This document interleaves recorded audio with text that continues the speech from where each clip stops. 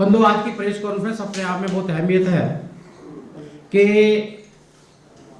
देश जिस प्रकार से तरक्की से चल रहा है, पहले काल के अंदर, पहले 5 वर्षों के अंदर नरेंद्र मोदी जी ने जो गरीब और अमीर के बीच की खाई थी, जो मौलिक अधिकार थे, चाहे उसमें घर में सभी के गैस रहना हो, शौचालय हो, अनेकों चीज़ों की पूर्ति की। और उनको ध्यान आता है कि उन्होंने कहा था, लाल किले से कहा था कि मैं दलितों को नौकरी मांगने वाला नहीं, नौकरी देने वाला बनाना चाहता हूँ। अब दूसरा फेस उसका चालू हुआ है। पहले फेस में हम उनको कहीं ना कहीं गरीब और अमीर को समतुल्य लेके आए। अब दूसरे फेस के अंदर उनको स्वावलंबी, मजबूत बनाने का काम कर रहे हैं। इसलिए देश के प्रधानमंत्री जी ने जो डॉक्टर भीमराव अंबेडकर जी का सपना था, शिक्षित बनो, उसको ध्यान में रखते हुए आज़ादी के बाद कांग्रेस ने जिस प्रकार से शिक्षा के माध्यम से या अनेकों माध्यम से दलितों को रोकने का काम किया, उसको गति देने का काम आदरणीय नरेंद्र मोदी जी कर रहे हैं। और यही नहीं है, हमें मालूम है कि हमें मजबूत भारत और सशक्त भारत बनाना है, और वो जब तक नहीं बन सकता जहाँ पे रहने वाले नागरिक सशक्त और मजबूत ना हो। उस कड़ी के अंदर सभी वर्गों को लगातार उनका सम्मान और उनका आर्थिक विषयों को ऊपर उठाने का काम किया जा रहा है। जैसे किसान हो, उनके लिए अच्छा 3 बिल लेके आए और किसानों ने उसका समर्थन भी किया है। ऐसे अनुसूचित जाति वर्ग के लिए भी, जो अनुसूचित जाति वर्ग के बच्चे अभी तक स्कूल नहीं गए हैं, उनको आगे उत्साहित करने के लिए अनेकों ने स्कीम आदरणीय नरेंद्र मोदी जी ने चलाई है। पहले जो बजट 1100 करोड़ का हुआ करता था, आज 6,000 करोड़ का वो बजट बनाया गया है, जिसके अंदर यही नहीं, पोस्ट मैट्रिक एजुकेशन ही नहीं, अगर हमारे बच्चे विदेश में भी पढ़ना चाहें और विदेश से अलावा और देश के अंदर भी जो बच्चे रह गए हैं, उनको विशेष ध्यान रखते हुए शिक्षा का में उसे शिक्षित किया जाना चाहिए। ऐसे अनेकों प्रावधान किए गए हैं। और सबसे बड़ी बात यह है कि देश के प्रधानमंत्री जी ने इस सरकारी योजना को पारदर्शिता के साथ जोड़ा है। जैसे राजीव गांधी जी कहा करते थे कि हम 100 रुपये भेजते हैं तो 15 रुपये नीचे पहुंचते हैं, 85 रुपये उनके कांग्रेस के अभी तक के दलाल रहे वो खा जाया करते थे। उसका उदाहरण भी हमारे सामने है।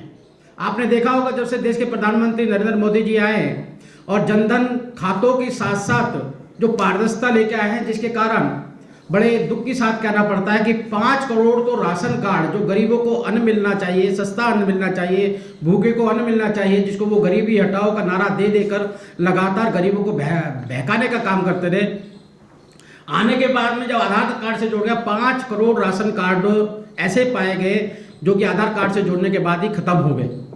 और दुख तो सबसे बड़ा जब होता है कि मनरेगा के ऊपर ये कांग्रेस राज करती रही और मनरेगा के 2 करोड़ बोगस कार्ड मनरेगा के मिले, जो गरीबों को कम से कम पैसा उनको घर के चलाने के लिए मिलना चाहिए था, वो भी उनको नहीं मिलता था, उसमें भी घोटाला होता था। इसी कड़ी के अंदर जो स्कॉलरशिप पहले आती थी, पहले स्कॉलरशिप दलित बच्चे पढ़ा करते थे, उनके दाखिले उनके दिखाया करते थे, इतने बच्चे फिर स्कॉलरशिप उन पे आती थी, वो सरकारें खा जाया करती। जिसका उदाहरण आपके सामने भी है कि पंजाब के अंदर ही 83 करोड़ रुपए की फाइल हमें नहीं मिल रही, जो दलितों का स्कॉलरशिप बच्चों को मिलनी चाहिए थी, वो फाइल सरकार बोल रही है ही नहीं, मिल ही नहीं रही है उनको। इसके कारण से हमारे सारे बुद्धिजीवी वर्ग, दलितों से संबंधित जितने डेरे हैं, सभी लोग आज चंडीगढ़ में बैठे हुए हैं और पीछे भी उन्होंने आंदोलन किया, आज वो भूख हड़ताल पर बैठे हुए हैं। इसको खत्म करने के लिए प्रधानमंत्री जी ने ये छात्रवृत्ति जो रखी है गरीबों के लिए, से सीधे उनके अकाउंट में ही जाएगी, जो बच्चे इसका लाभ लेंगे। और साथ साथ ये भुगतान, जैसे कहते हैं ना कि पहले होगा या बाद में होगा, नहीं पहुंचता था, ये भुगतान समय उसका निश्चित किया गया है। और जिसकी पात्रता जो रहेगी जातीय स्थिति और आधार कार्ड से सत्यापन के बाद ही होगी। सालाना 60 लाख लोगों को छात्रवृत्ति प्रदान की जाएगी इसके द्वारा। 60 लाख लोग इससे लाभान्वित होंगे। और ये अनुसूचित जाति वर्ग की सबसे बड़ी शैक्षिक योजना है अब तक की, आज़ादी के बाद की। कभी ऐसी योजना कभी बनी नहीं है। और इसमें 11वीं और उसके बाद भी सभी को कोर्स के लिए स्कॉलरशिप भी दी जाएगी। इसमें 60% केंद्र का रहेगा, 40% राज्य सरकार का रहेगा, और दोनों मिलकर, जो कि लगातार कहते हैं कि हम अनुसूचित जाति वर्ग को आगे बढ़ाना है, और नारा ही देते रहते हैं और करते कुछ नहीं है। और मुझे लगता है कि सभी की सहभागिता भी इसमें जरूर रहेगी।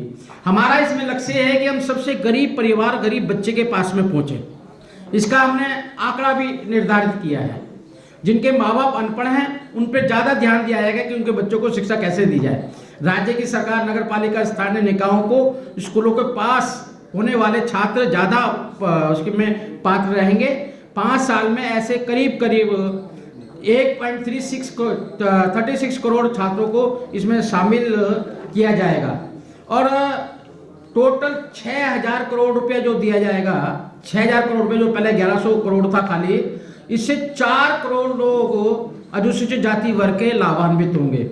ऐसी बड़ी योजना अभी तक क्यों नहीं चली उसका मैं आपको बता दूं, क्योंकि डॉक्टर भीमराव अंबेडकर जी, क्योंकि उनकी जवाहरलाल नेहरू से नहीं बनती थी, वो एंटी कांग्रेस उनको दिया गया। क्यों, उसका कारण सबसे बड़ा कारण रहा। और मुझे बड़ा दुख होता है इस बात को कहते हुए। छुआछूत एक सामाजिक बुराई है, और समाज की बुराइयों को समाज खत्म करता रहा है। कि डॉक्टर भीमराव अंबेडकर जी संविधान बनाते हुए सारे उसमें क्लॉज रखी गई हैं, और वो धीरे धीरे खत्म हो रही है। जब आप देख रहे हो मंच पर बैठे हुए हैं, नवीन जी भी बैठे हुए, मैं भी बैठा हूँ, आप भी बैठे, सब एक साथ बैठे, ये एक अच्छा परिणाम है जिसको डॉक्टर अंबेडकर जी का सपना था कि धीरे धीरे योजनाएं बनेंगी। और उन्होंने का कहना था कि हम कहीं ना कहीं योजनाओं के साथ में आर्थिक स्थिति से मजबूत हो, ऐसी योजनाएं भी साथ साथ बननी चाहिए। और ये वर्तमान की सरकार डॉक्टर अंबेडकर जी के सपनों का, भारत और दलितों को आगे बढ़ाने का काम कर रही है। ये मैं इसलिए कह रहा हूँ कि जिस समय देश आजाद हुआ, डॉक्टर अंबेडकर जी से पूछा गया कि आपका क्या सपना है, आपकी प्राथमिकता क्या है। उन्होंने कहा था मेरी पहली प्राथमिकता भी भारतीय है और अंतिम भी भारतीय है। देश को इतना स्नेह और प्यार किया करते थे, जिसके कारण उन्होंने धारा 370 का विरोध किया था। जवाहरलाल नेहरू से नहीं बनती थी उनकी, इस कारण से समान सिविल को उनको पास करने के लिए कहा था, वो भी उन्होंने किया। पीओके बना, उस समय उन्होंने बहुत विरोध किया था, वो भी उन्होंने किया। इस कारण से, अनेकों ने कारण से, वो जो पाकिस्तान का बंटवारा हुआ, जो पार्टीशन हुआ, उसके बहुत बहुत विरोध में थे, जिसके कारण से जवाहरलाल नेहरू से उनका 36 का आंकड़ा था। और दुख तो जब होता है जब हम ये जलन, जो द्वेष है, ये जब व्यक्तिगत दुर्भावना में बदलता है, जिसके कारण डॉक्टर अंबेडकर जी का अंतिम संस्कार दिल्ली में नहीं होने दिया गया। उनका 26 अलीपुर रोड पर उन्होंने अंतिम सांस ली थी, नहीं होने दिया। और तो नहीं करने दिया तो आपने देखा होगा डॉक्टर अंबेडकर की समाधि भी दिल्ली के अंदर कहीं पे, दिल्ली के अंदर नहीं मिलेगी। आप बताइए ना, डॉक्टर अंबेडकर जी की समाधि, सबकी समाधियां हैं, डॉक्टर अंबेडकर की समाधि नहीं है, क्यों नहीं है? द्वेष के कारण नहीं है। हम पूछते हैं, अनेकों लोगों से पूछते हैं। मुझे धन्यवाद करना चाहता हूँ भारत सरकार के, देश के प्रधानमंत्री का, जिन्होंने कहा कि अरे सबकी समाधि, एकड़ों में लोग जगह घेरे पड़े हैं और अंबेडकर की समाधि नहीं है। जहां डॉक्टर अंबेडकर जी का अंतिम संस्कार दादर के अंदर, बॉम्बे में दादर के किनारे, समुद्र किनारे हुआ था, और वो शमशान भूमि के अंदर नहीं हुआ था, बाहर किनारे पर हुआ था। वहां पर आदरणीय नरेंद्र मोदी जी ने 10 एकड़ के अंदर इंदू मिल जो बंद पड़ा था, आज लेकर डॉक्टर अंबेडकर जी की समाधि बनाने का काम करे। ये कांग्रेस के लिए सबसे बड़ा मुंह पे तमाचा है।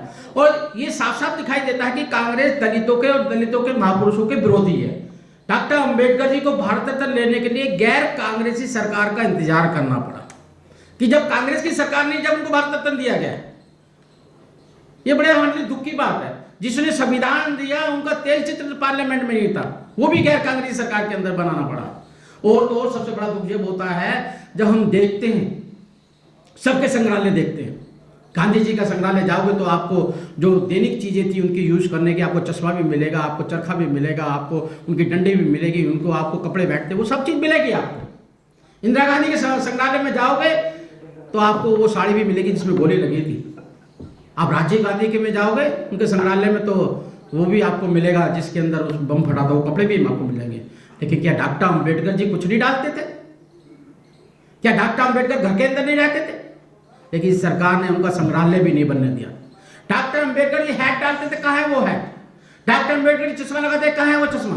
डॉक्टर अंबेडकर जी टाई पहनते थे, वो कहाँ है? डॉक्टर अम्बेडकर की बहुत बड़े वकील और वायसराय थे, वो कोट कहाँ है जिसको पहन के आया करते? ऐसी 400 आदमी एक घर के अंदर रहता है तो उसकी दैनिक जरूरत की चीज़ें होती हैं, पहनने की भी होती है, खाने की भी होती हैं, सारी चीज़ें उसके घर में होती हैं। और करीब करीब मुझे दुख जब हुआ कि जब 2014 के अंदर मैं पुनः राष्ट्रीय अध्यक्ष बना था अमित शाह जी के साथ में, तो मुझे एक टीवी पे मैंने देखा, टीवी वाले ने चलाया कि डॉक्टर 14 अप्रैल के आसपास की बात है कि हर साल डॉक्टर अम्बेडकर का जन्मदिन मनाया जाता है और डॉक्टर अम्बेडकर का जन्मदिन पर लोग लाखों रुपया खर्च करते हैं, धूपबत्ती अगरबत्ती जलाने सारा काम करते हैं, लेकिन किसको होश है डॉक्टर अम्बेडकर जी से जुड़ी हुई 400 चीजें?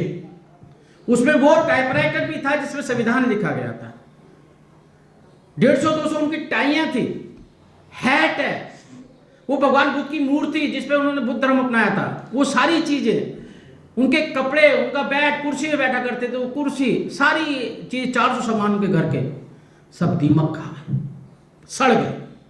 मुझे जाने का मौका मिला, मैंने उस समय पूछा था, राष्ट्रीय अध्यक्ष जी से ही पूछा था और हमारी सरकार भी आ गई थी उसके बाद में, नरेंद्र मोदी बात किया हमने कि साहब इसका क्या कर रहे हैं? कहना आप हो क्या? मैं हो गया। और बड़ा दुख हुआ मुझे देखकर कि ऐसे देश के महापुरुष जिन्होंने दलितों का उत्थान के साथ साथ देश को मजबूत और सशक्त बनाने के लिए कानून के अंदर सारे प्रावधान किए और सब दलितों को एक साथ मिलकर सब समाज को बनाने का काम किया, और उसके टाइयाँ दीमक खा गए, टाइपराइटर टूटा हुआ पड़ा था, कुर्सी में बैठा करते तो वो सब उसका ऊपर का पिलो विलो सब टूटा पड़ा था, जो बुद्ध की मूर्ति थी वो पीली से काली हो गई।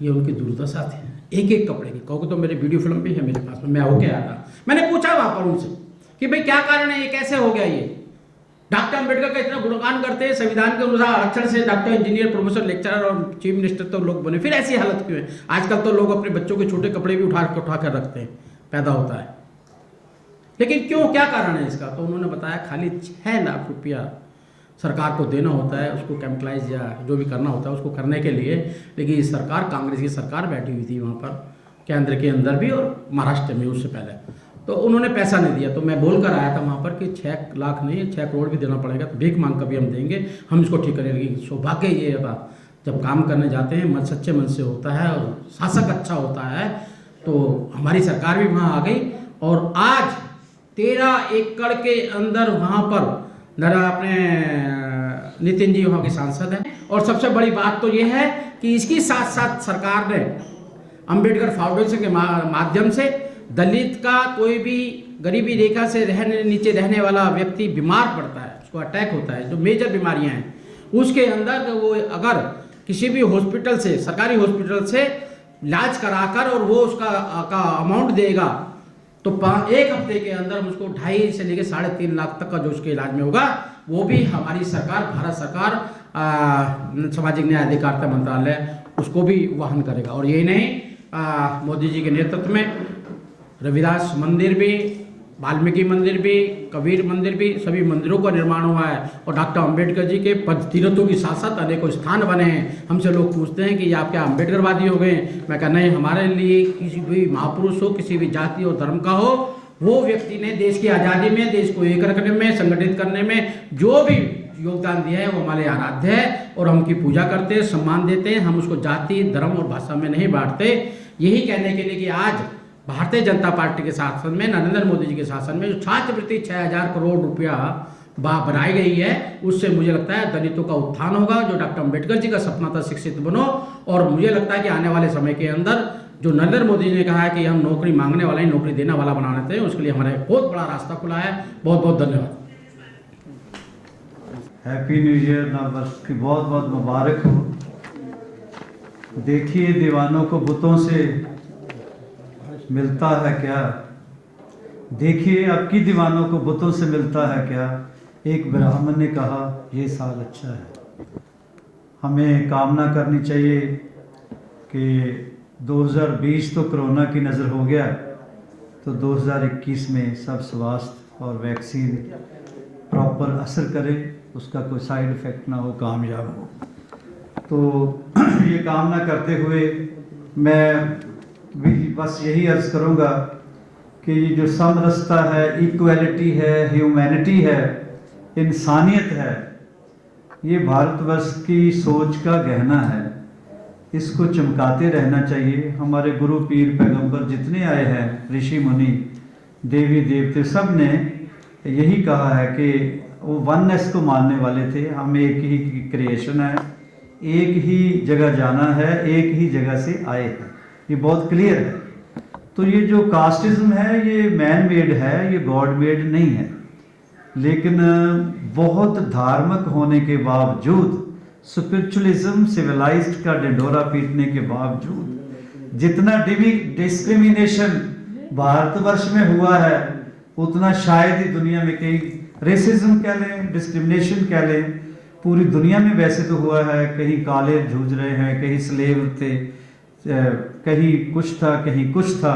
लेकिन इंडिया में, भारत में दलितों के साथ जो हुआ है, कभी बाबा साहब जो वो पैगंबर हम उनको समझते हैं, जिन्होंने भारत की तकदीर लिखी है, तो उनकी कभी दास्तान देखें, किताबें पढ़ें, क्या क्या ज्यादतियाँ हम लोगों ने की है। हमें तो हक ही नहीं है भगवान का नाम लेने का। इंसान को जब इंसान से बदबू आती है, छूत छात करते हैं, कास्टिज्म ऊंच नीच करते हैं, तो ना हम राम को मानने के काबिल हैं, ना हम गुरु नानक को, ना मोहम्मद को, ना ईसा को। मेरी तो ये कहना है कि वो महापुरुष पैदा हुआ, उसको दलितों का लीडर कहना चाहिए या दलितों का मसीहा कहना चाहिए, ये मैं बिल्कुल हक में हूँ, नहीं हूँ। मुझे दलित लफ्ज़ ही नहीं अच्छा लगता। मैं नहीं कभी किसी को ना दलित कहने देता हूँ, ना अपने आप को कहने देता हूँ। क्या एक बंदा कहने लगा जी दलित नहीं तो पछड़े हुए कह दो। मैं क्या नहीं, पछड़े हुए भी नहीं है, पछाड़े हुए हैं, पछड़े हुए नहीं है। हम तो मूल निवासी हैं। बादशाह होते थे, क्या हुआ, मार खा खा के बादशाहों को भिखारी बना के जंगलों में पहले भेजा, फिर डिस्क्रिमिनेशन हुआ, फिर इतना कुछ हुआ। खैर मुल्क आज़ाद हुआ, सबको एक जैसा हर शय मिलनी चाहिए थी। जिन लोगों ने कुर्बानियाँ दी थी वो सूली पे चढ़ गए, जिन्होंने सपना देखा था वो तो वहाँ चले गए। जो अंग्रेज़ों के दोस्त थे उनके हाथ में वागडोर इस मुल्क की आ गई। उन्होंने वही किया जो गैर इंसानी है। जैसे कि गौतम साहब ने अभी बताया है, ये इन्होंने बहुत वजाहत कर दी है। तो उन्होंने उनको कहीं भी हक नहीं बनता था कि एक ऐसा बंदा पैदा हुआ है, इसको कहाँ दिवाओगे। अरे बाकियों की आप ऐनके संभाल लो, खद्दर संभाल लो, चरखा संभाल लो, तो चरखे ही बने रहोगे ना। अंबेडकर की सोच संभाली है, वो सूरज की तरह है, जितनी दबाई जाएगी उतना सूरज की फितरत है रोशनी देना। सूरज सबके लिए है, सूरज किसी एक जात के लिए, एक एरिया के, एक कास्ट के लिए नहीं है। तो माननीय प्रधानमंत्री जी ने यही सोचा है कि वो सूरज थे, वो सच थे, वो हक की बात करते थे, वो इक्वेलिटी की बात करते थे। उनकी यादगारें क्यों नहीं बनाई गई। 5 जगह स्मारक मेरा ख्याल बनाए गए हैं। इंग्लैंड में भी वो जहाँ रहे पढ़े, वो जगह बाकायदा बाय की गई, खरीदी गई, उसमें भी माननीय प्रधानमंत्री जी ने बनाया। दिल्ली में बना, महाराष्ट्र में बना, गया में बना। वो बहुत हक रखते थे, बहुत बड़ी हस्ती थे। उनको किसी एक कास्ट की, एक किसी जात से बांधना हमारी बदकिस्मती है। कभी भी नहीं कहना चाहिए वाल्मीकियों का गुरु है, रविदास रविदासियों का है, राम हिंदुओं का है, गुरु नानक सिखों का है। जब उन्होंने कभी नहीं कहा, उन्होंने पूरी यूनिवर्स के लिए दुआ की, भारत को तो छोड़ो। उन्होंने, गुरु नानक साहब जैसी हस्ती ने पूरी दुनिया में घूमा है। गुरु रविदास महाराज ने बेगमपुरे का नारा लगाया है। वो कमाल लोग थे। ऐसे लोग कहाँ पैदा होते हैं। जब बेसहारा माता सीता को बेटी बना के रखा वाल्मीकि भगवान जी ने, तो वहाँ मंदिर ही नहीं था। धूणा साहब आके जाके देखते दम घुटता था। वो भी माननीय प्रधानमंत्री जी ने और बीजेपी के हिस्से में आया है। ऐसी ऐसी बातें अच्छी आई है। एनीवे बहुत अच्छा लगा है। 6000 करोड़ का ये जो स्कीम है, इसमें वादा किया है, इसमें इजाफा किया है। तो जो बच्चे सिर्फ फीस की वजह से नहीं पढ़ पाते, होते इंटेलिजेंट हैं, उनको पढ़ने का मौका मिलेगा। तो बीजेपी का तो नारा ये है समरसता का कि जो लाइन में सबसे पीछे हैं उनको सबसे आगे आना चाहिए। मैंने तो पार्लियामेंट में बोला था कि ऐ मेरे वतन के रहनुमाओं, ऐ मेरे वतन के सबसे पावरफुल लोगों, एक दिन सब ने मर जाना है, अफसोस हमने भी मर जाना है। मरने से पहले उन गरीबों का फिक्र करो जिनके बारे में कोई नहीं सोच रहा। तो बीजेपी प्रधानमंत्री जो पहले से लगे हुए हैं, उनको किसी की सलाह की ज़रूरत नहीं, वो खुद गरीब घराने में पैदा हुए हैं, इसीलिए गरीबों का, पछड़ों का सोचते हैं। और कास्टिज्म से वो कहते हैं इंडिया में 2 ही कास्ट है, एक अमीर और एक गरीब, तीसरी कास्ट ही नहीं है। यही लेके हमने चलना है। मैंने बताया है कि हम गरीबों के उत्थान के लिए काम कर रहे हैं। हम गरीबी की रेखा के नीचे रहने वाले दलितों को आयुष्मान से जो लाभ मिलना चाहे था, आज देश के अंदर आयुष्मान से कोरोना की पीड़ा के कारण अनेकों लोगों को लाभ मिला और दिल्ली में नहीं मिला है साहब। आप बताइए कौन से आपके इनकी जो मेडिकल वो फैसिलिटी थी किसको मिला है? जब वो कोरोना से पहले आप दिखाया करते थे मेरी टांग टूट गई, देखिए केजरीवाल ने उस हॉस्पिटल में भेजा, खाली 2-4-5 को एडवर्टाइजमेंट देगी। मैंने पूरे कोरोना पीरियड के अंदर कहीं नहीं देखा कि केजरीवाल का कोई एक बंदा भी कहीं खड़ा हुआ हो, मिला हो कि stay at home Modi ji ने कहा था, लेकिन इसका पालन केजरीवाल और कांग्रेस ने पूरा किया है। और हमारे कार्यकर्ता ऐसे यहाँ पे इसके शिकार हुए हैं क्योंकि उन्होंने घर घर जाके दवाइयाँ बांटी हैं, घर घर जाके उनको अपना खाना दिया है, घर घर जाकर बुजुर्गों को देखभाल की है। हम उनके बीच में खड़े हुए हैं। इसलिए अभी पीछे कार्यकारिणी हुई थी, आदेश गुप्ता ने बहुत बड़ी सूची पेश की थी जिसमें हमारा कार्यकर्ता हताहत हुआ है। एक इम्पोर्टेंट बात आपने अपने उद्बोधन में कहा कि दिल्ली में भी अनुसूचित जाति को सपोर्ट नहीं मिल रहा, आयुष्मान का आपने बताया। कुछ अमाउंट बता पाएंगे कि टोटल अनुसूचित जाति के लिए क्या अमाउंट है जो दिल्ली सरकार को मिल सकता था, दिल्ली के अनुसूचित जातियों को मिल सकता था जो नहीं मिल रहा? गरीबी की रेखा में रहने वाले हर आदमी का 5 लाख का आयुष्मान कार्ड था।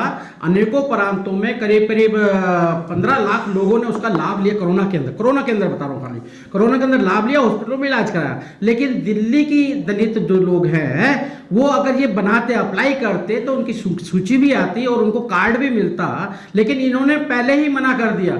और दूसरा अभी ये वेस्ट बंगाल और ये दिल्ली है खाली, और वेस्ट बंगाल ने किसानों को हम किसान सम्मान निधि दे रहे थे 2000 रुपये हर 4 महीने बाद, 6000 रुपये साल का दे रहे थे। 2019 से चालू किया हमने, अब चुनाव के भी नहीं किया, 2019 से पहले लागू किया। वेस्ट बंगाल वाले आज मांग रहे हैं, आज देखो राजनीति प्रेरित है, वेस्ट बंगाल वाले कह रहे हैं हमें पूंजी पैसा हमें दे दो, हम आगे बांटेंगे। वही जो राजीव गांधी जी, आदरणीय राजीव गांधी जी कहा करते थे 85 पैसे ये हमारे लोग खा जाते हैं, 15 पैसे नीचे पहुंचते हैं। 85 पैसे खाने वाली आदतें पड़ी हुई है लोगों को, उससे हमें मुक्त करना है।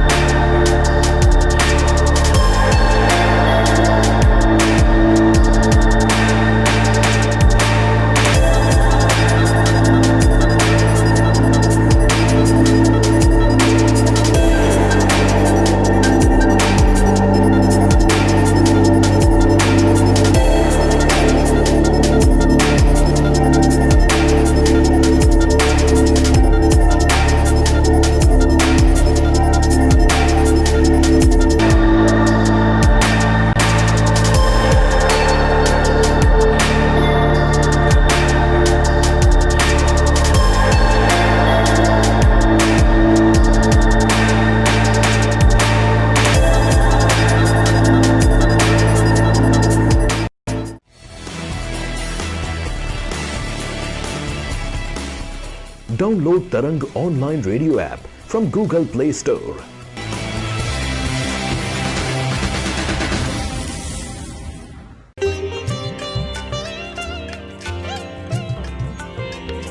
You are listening to Tarang Devotional Online Radio.